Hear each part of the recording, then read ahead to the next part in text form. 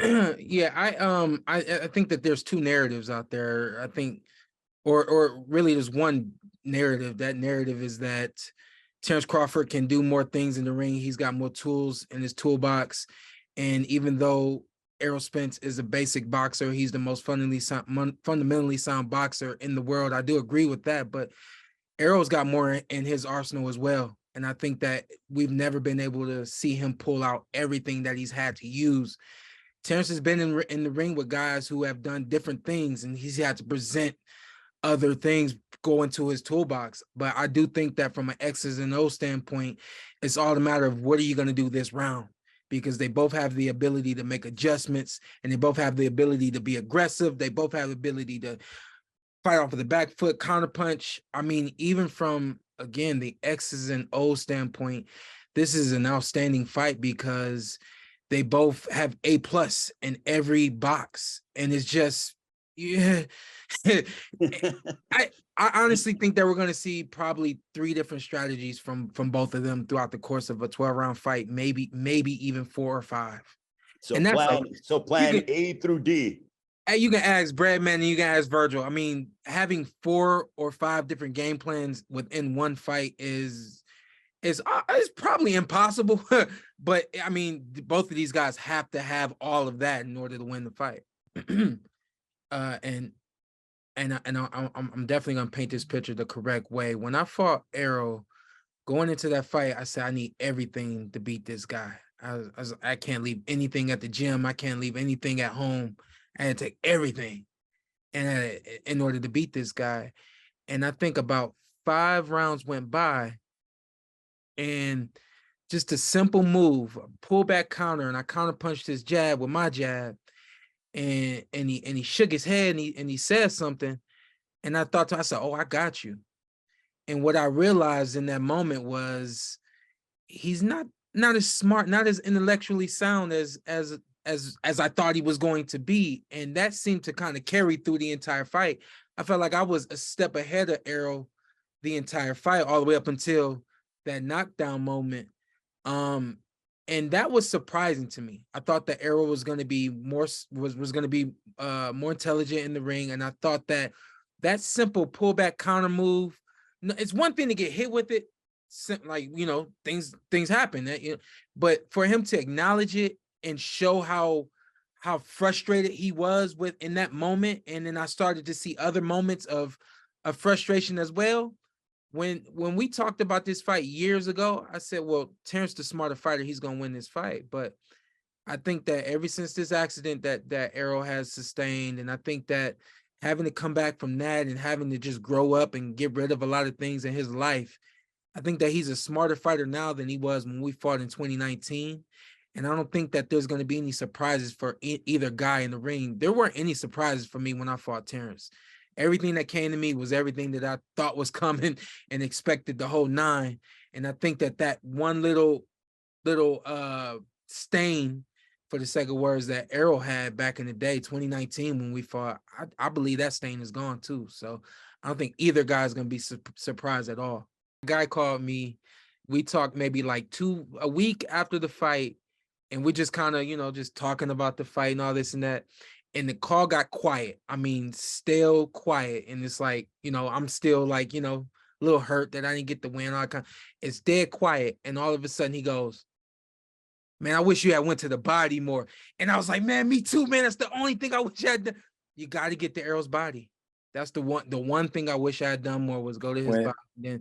And then with Terence, it was a moment, you know, and you know, that moment I wish had never come for me. So the calculated pressure from Errol has to be something that he sustains the entire night, that he continues to put on the pressure and the body punching. And I think the 2 things that Bradman said earlier, number 1, if you're Terence Crawford, you got to get to Errol's body.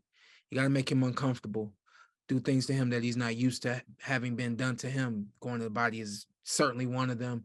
And then the other thing that Bradman said, in between Errol Spence's punches, Errol has a really tight defense, keeps his hands up, he keeps his hands at home. If he's not punching, his hands are up. And that's something you can't say about a lot of fighters. And so with a guy like that, you have to find openings. Those openings are usually there when that punch is being released. And so, like Breadman said, punch when he's punching, and then right there to what Carol said, be accurate, be that sharpshooter. And again, I mean, we're talking about a great fight because we're not saying nothing that either of these guys can't do. And so I think that that's why this is such a great fight. I mean, you're talking about punching in between the gloves. All you guys on the call, you guys can attest that that is it's hard to find the timing. It's hard to find the distance. It's hard to be confident to do it. Terence can do that. And then we're talking about all night pressure. We've seen Errol do that, so it's going to be a great fight. Because if Terence is able to fight against Errol Spence like that, be able to be that comfortable and manage his energy the way that it's just been described by Breadman there, we got to start talking about Terence Crawford in the same breath with Manny Pacquiao, in the same breath with Andre Ward, in the same breath as Floyd Mayweather, because those are three fighters who have been great in every single fight that they've had in their own way, and have been able to do it without anybody being able to disrupt who they are. Obviously, we've seen some disruption in Manny's career, but Manny's still virtually amazing at a lot of points in his career.